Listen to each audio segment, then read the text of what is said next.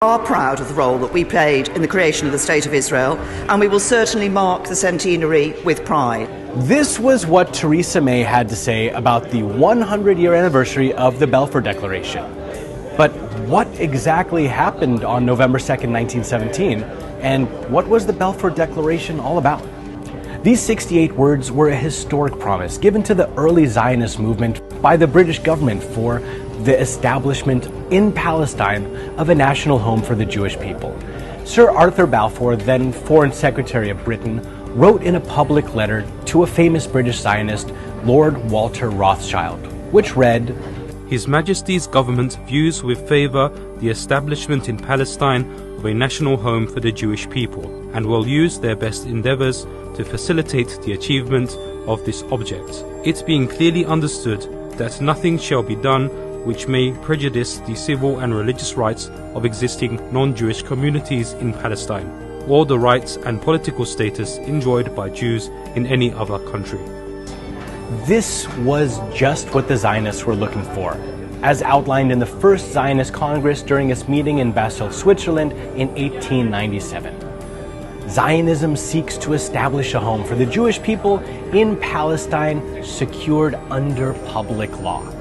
Earlier, Theodor Herzl, their founder, had failed to realize this purpose when he couldn't get support from the Ottomans or any other European ruler. But this declaration basically laid out the foundation for the State of Israel. And since the second part of the agreement, where it talks about protecting the civil and religious rights for non-Jewish communities in Palestine, was never implemented, it resulted in a great injustice towards the Palestinian people, as thousands of them lost their homeland with the creation of this new Jewish state, and the ones who remained are being treated like second-class citizens. I think the late British author and journalist Arthur Koester summed it up best when he said, "One nation solemnly promised to another nation the country of a third." What were they thinking? Well, you see, Great Britain was in the midst of World War I, and one of its biggest foes was the Ottoman Empire. So they employed the tried and tested strategy of divide and conquer. They were giving the Arabs the promise of complete and final liberation in return for rebellion against the Ottoman rulers. The Crown had decided Palestine's for the Jews, thus ensuring a perpetually divided Middle East. And 31 years after the Balfour Declaration, the State of Israel was founded.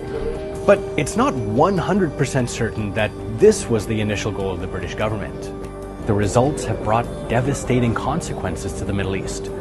It paved the way for the longest military occupation in recent history and destabilized an entire region. So should the UK government be proud of this landmark letter? Or should they come to terms with the reality of what it's done?